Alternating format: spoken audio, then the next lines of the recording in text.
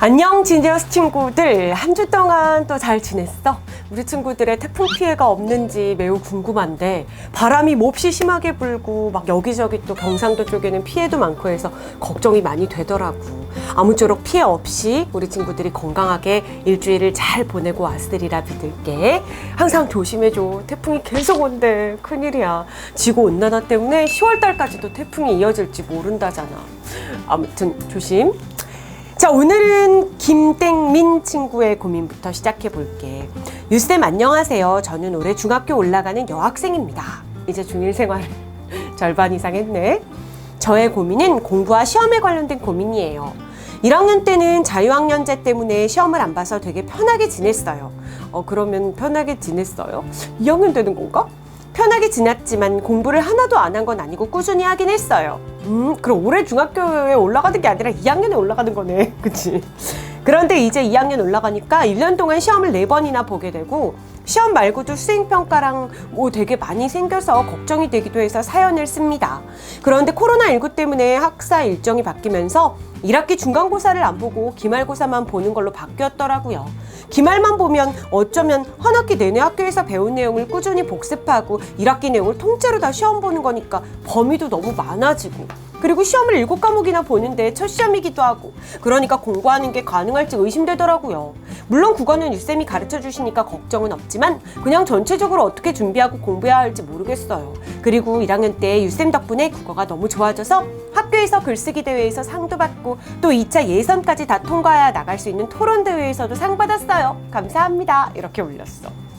어때? 시험 봤지? 잘 봤어? 한 학기 보내보니까 코로나 때문에 참 많은 게 바뀌고, 또 시험을 이렇게 한 학기 한 번만 보니까 부담도 커지고 했을 것 같긴 한데, 선생님도 처음 겪는 일이야.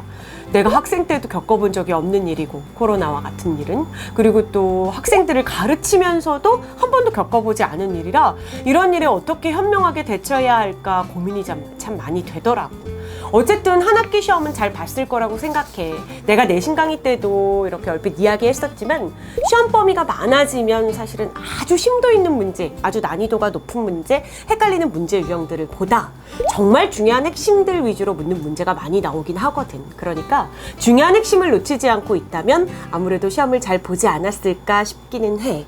어쨌든 시험 잘 봤을 거라 믿고, 2학기 학사 일정도 사실은 어떻게 될지 모르겠어. 지금과 같은 상황이 이어진다면 학교에 또 많이 못 가게 되고, 그러다 보면 2학기 중간고사는 보지 않다가 2학기 기말만 보는 그런 사태가 또 빚어질지도 몰라.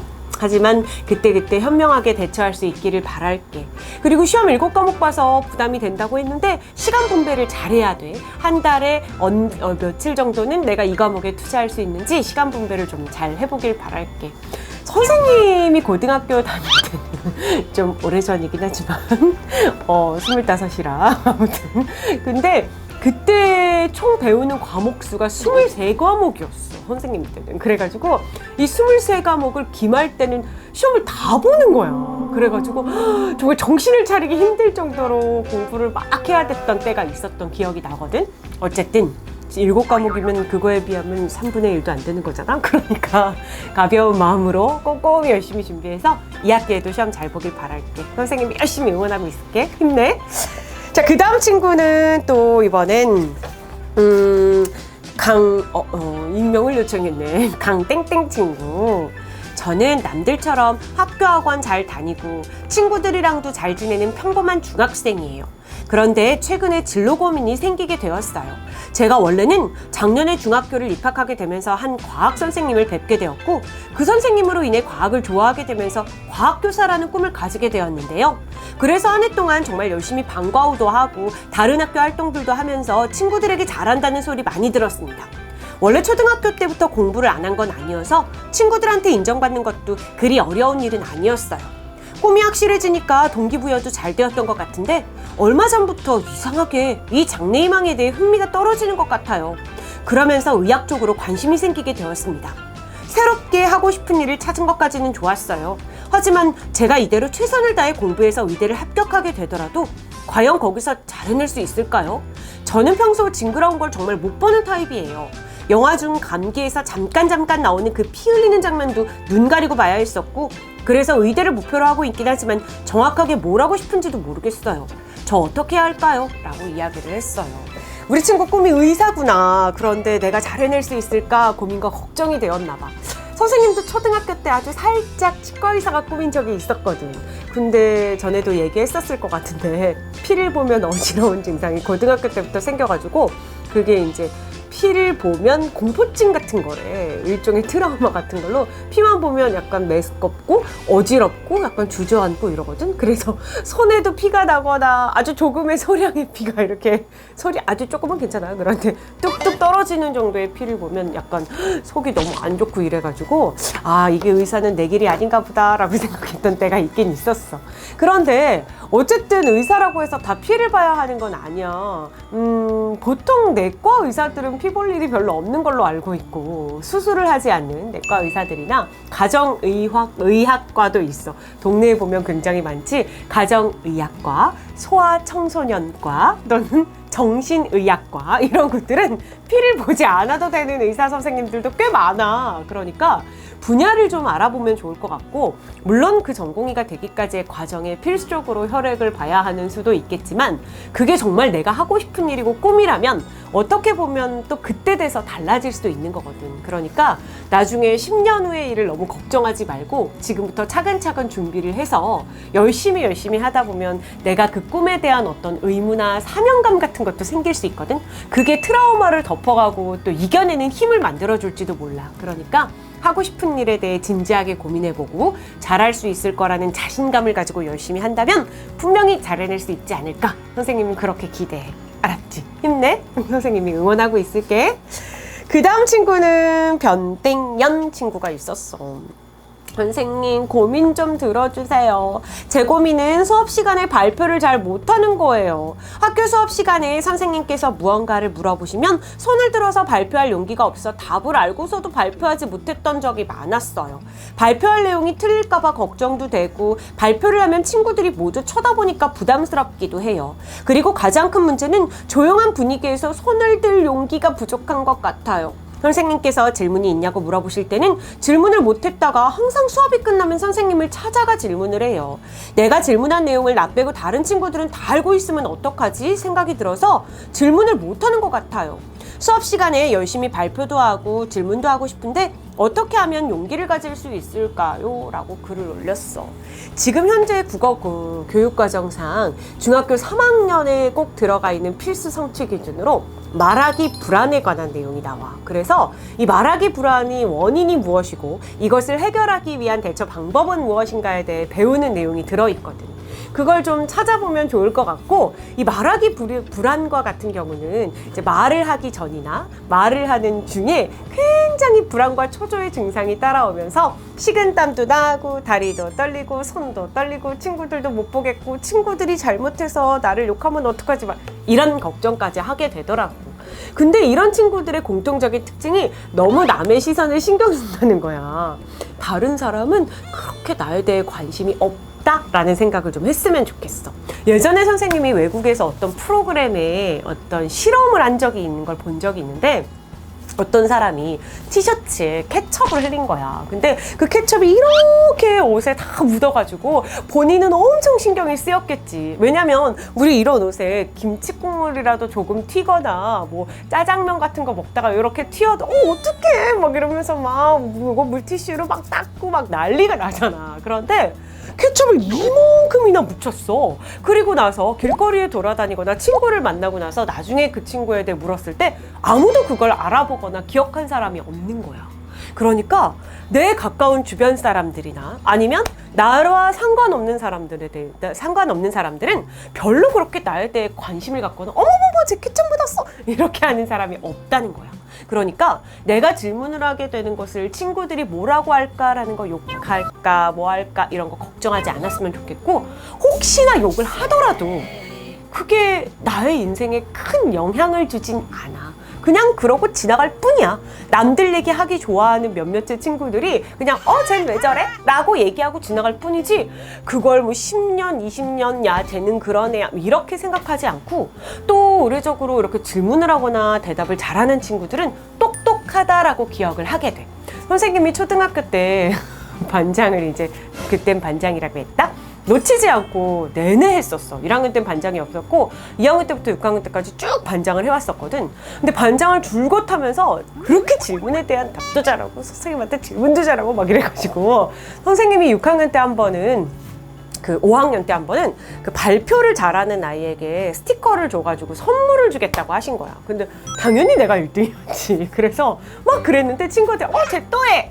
이런 거 소리 들리게 얘기해도 나는 그냥 그래 나 또 한다 이러면서 했거든. 근데 시간이 한참 지나고 나서 이렇게 동창들을 정말 한참의 세월이 지나고 나서 만났을 때 다들 나에 대한 기억이 현진이는 똑똑한 애였지 라고 기억을 하더라고. 그래서 이렇게 질문을 잘하고 대답도 잘하고 이런 것들이 오히려 그땐 아이들이 놀렸을지 모르지만 시간이 지나니까 더 좋게 보는구나 라는 생각도 들었거든. 그러니까 너무 불안해하지 말고 자신감 있게 했으면 좋겠어. 그리고 모르는 거 질문하는 거 창피하게 생각하지 마. 그렇게 해서 알고 나면 다신 모르지 않게 되는 거니까 그건 바보가 아니야. 알았지? 힘내줄 거지? 선생님이 응원 열심히 할게. 그 다음 친구는 한땡윤 친구. 전 유쌤의 강의를 재미나게 보고 있는 6학년 초등학생입니다. 예습이죠. 저의 걱정은 키예요. 전 6학년인데 키가 147 정도입니다. 그래서 병원을 갔더니 뼈나이가 6개월 정도 어리다고 하죠. 그 어리면 괜찮은데? 근데 키가 163 정도까지 자랄 확률이라고 합니다. 하지만 엄마는 적어도 165까지는 자라길 바라죠. 그래서 엄마는 그때부터 비타민 같은 것을 먹이고 있습니다. 먹은 지는 한 달 좀 넘었어요. 어떻게 보면 많지는 않지만 저는 먹기가 싫습니다. 이게 다 키 때문에 일어난 일이니 먹는 걸로는 비타민 D, 종합 비타민, 유산균, 단백질입니다. 먹다 보니 힘들고 맛이 없습니다. 가장 먹기 싫어하는 것은 단백질인데 가루 같은 것을 하루에 2번씩 물에 타 먹습니다. 근데 맛이 쓰고 살짝 딸기 우유에다 물 왕창 섞은 맛입니다. 토할 것 같은 맛입니다. 이게 고민이라고 보기보단 하소연 같지만 유쌤이 잘 보실 것이라고 믿고 끝내겠습니다. 이렇게 올렸어. 키 때문에 고민하고 있는데 163 정도가 자랄 거라고 예상한 거잖아.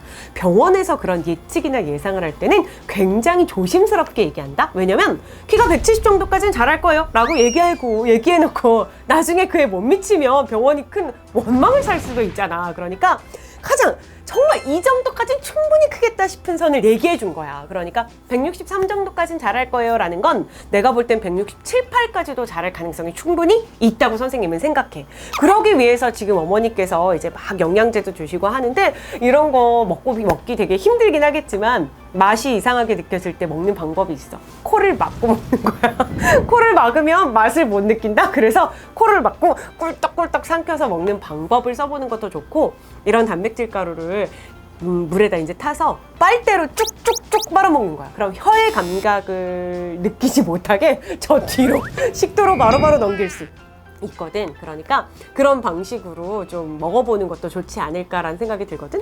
그리고 뭐 유산균, 비타민 D, 선생님도 먹고 있는 건데 선생님도 아침마다 일어나서 양치하면 꼭 유산균을 챙겨 먹어. 건강을 위해서 어머니께서 열심히 챙겨주고 계시는 거니까 잘 먹고 잘 따라줘서 키도 잘 크고 건강했으면 좋겠다. 그리고 이 비타민 D가 코로나에 걸리지 않게 하는데 도움을 준다는 기사를 본 적이 있거든. 그러니까 비타민 D 햇볕 잘 못 쐰다면 비타민 D 꼬박꼬박 잘 챙겨 먹어. 알았지? 힘내!